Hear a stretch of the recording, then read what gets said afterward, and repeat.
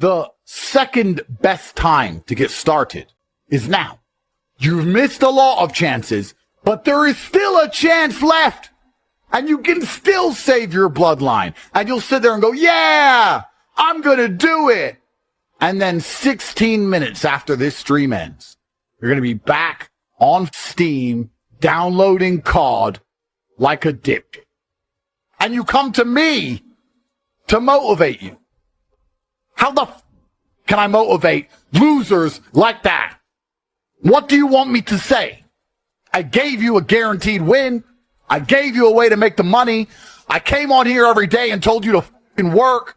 I kept making the pot of gold closer and closer. No matter how close I dragged it, you just stood there like a dipshit. It doesn't matter how I preach. You losers are losers by design.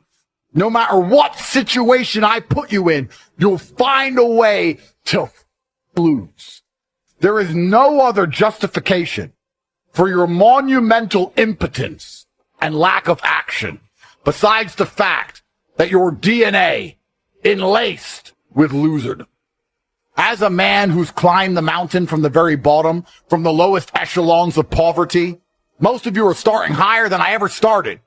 And now I'm at the top of the mountain looking down going, do these people just deserve to stay on the cliff face waiting for an avalanche to annihilate them? Maybe all the poor people who go, I don't want to be poor, I've tried hard, are lying. And if you get to know these people, they're not even nice people. And they snake their friends, and they lie, and they cheat, because good people who work hard seem to always win. By logical extension, anyone who has not won is not a good person who works hard. If every good person with a good work ethic ends up a winner, and you're not a winner, then you're not a good person with a good work ethic. Somewhere along the line, there's something wrong with you. At the time, when Bitcoin was affordable, your arrogant ass, oh, I somebody buy Bitcoin, but, I'm going to buy a beer. I'm going to go movies with my girlfriend. You wasted your f***ing time.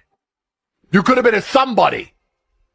Next time your girlfriend says, let's go movies, are you going to sit and think, wait, I went movies with a bitch in 2015, and now I'm not rich. Now this new bitch trying to make me go to a movie again. I'm still not rich, need money, dead, and say, no, I'm locked in, I'm getting rich. Stand by me and enjoy the fruits of my labor, or be gone. Listen to me now. Listen in your heart. Listen to me.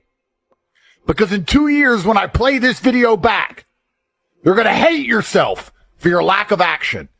And you have been fairly warned. So in 2 years, when I ask you why you did not act, you have no excuse.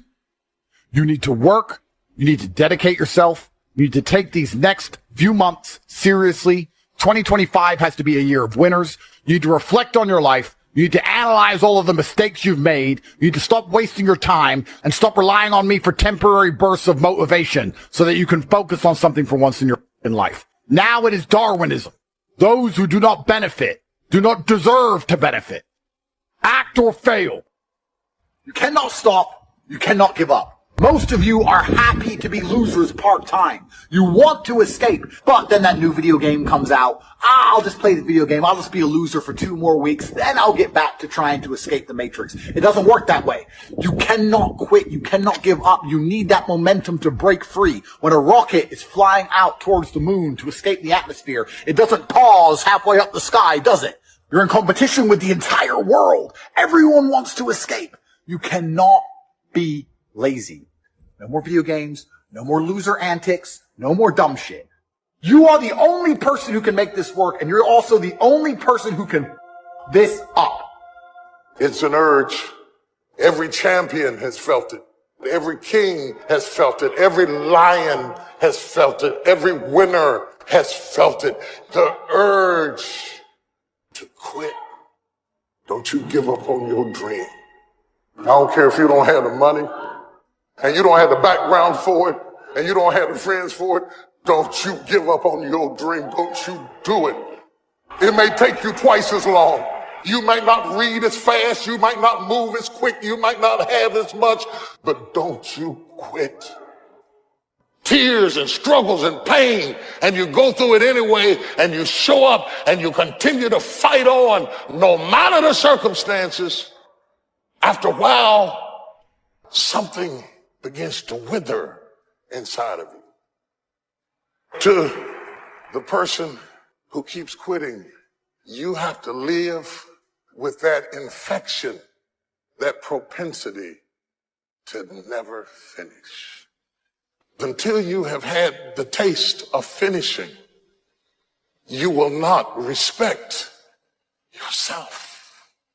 Somebody in this room, you've quit so many things that you've lost respect for yourself. You have trouble being resilient because you think everything works like computers, and you try thing after thing after thing because you think that trying something for a little while ought to bring you a big return. It does not work like that. Some stuff takes time. Greatness takes time. And you think greatness goes on sale, but true quality never goes on sale. It's wrong for you to think God's gonna bless a business you ain't committed to, bless a marriage you ain't committed to. Who do you think God is? Somebody playing in Vegas? God is not hitting a slot machine.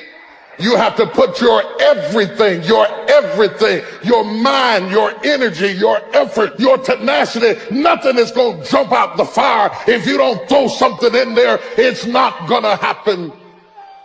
Whatever it is you are trying to build, if you won't sacrifice for it, if you won't be hungry for it, if you won't sweat for it, you don't have the right to get it until you will stay up at night and read and work and pray to get to be whoever it is you are trying to be. You have not got the right. You can't be this without guts. What is your goal, and how much work will you put into it in order to get what you're trying to get from God? How much? I've been wondering why it didn't happen. Nobody ever taught me how much it costs. Greatness is expensive. Succession is expensive. And it doesn't happen overnight for most people.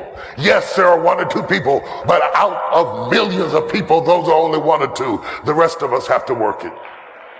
Every person who's been feeling like it's just not working, it's just not working, this was your message. This was your message. It will work if you work it. You think you can wish your way up? You cannot wish your way up. It'll work if you work it. I rebuke every giving up spirit. I rebuke every quitting spirit. The devil is a lie. He's trying to talk you out of your future and tell you you cannot do what God called you to do. Are there any fighters in here?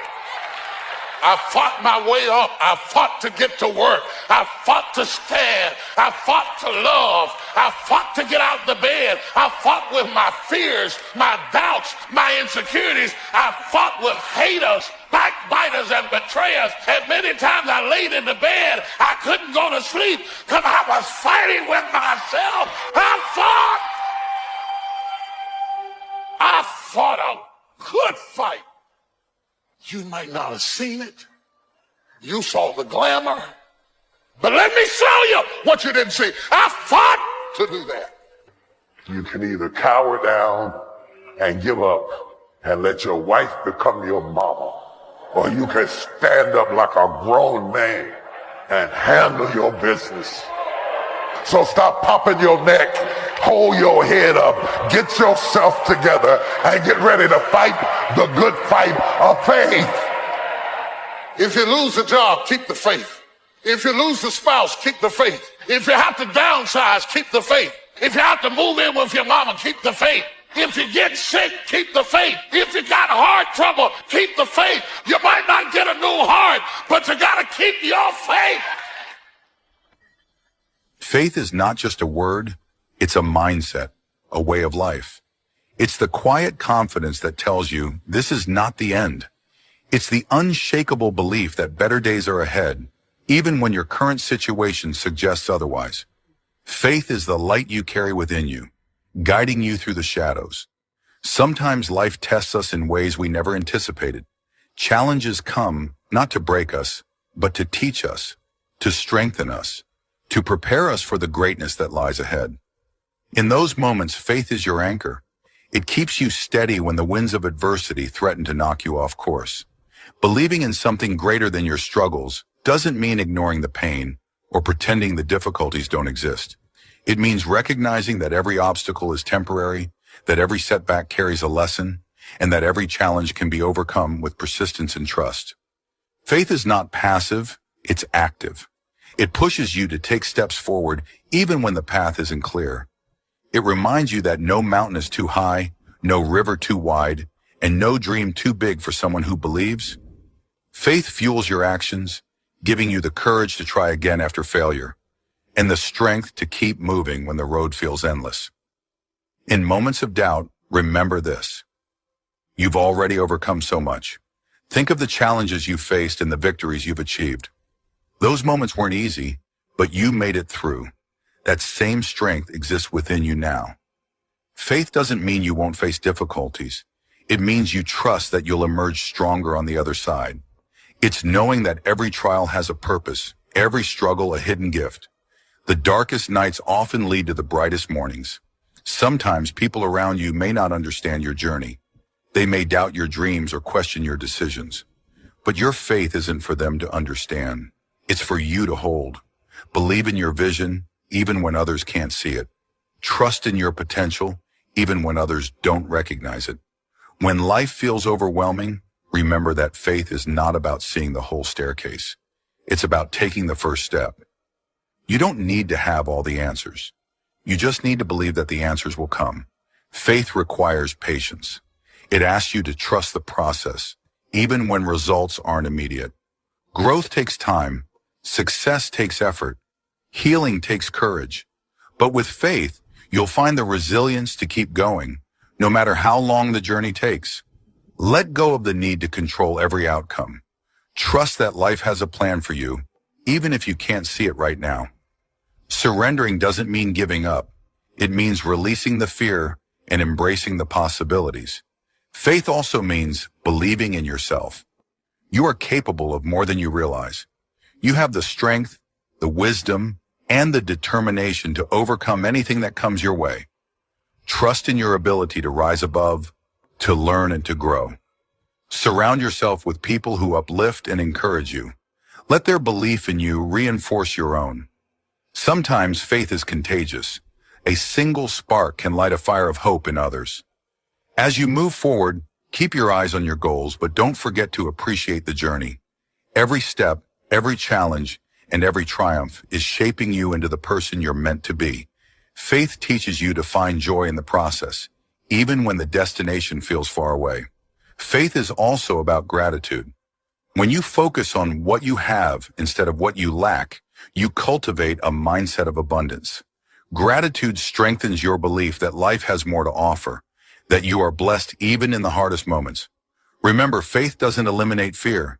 It helps you face it. It doesn't erase doubts. It helps you rise above them. Faith is the quiet strength that whispers, "Keep going," when the world tells you to stop. In the end, faith is a choice.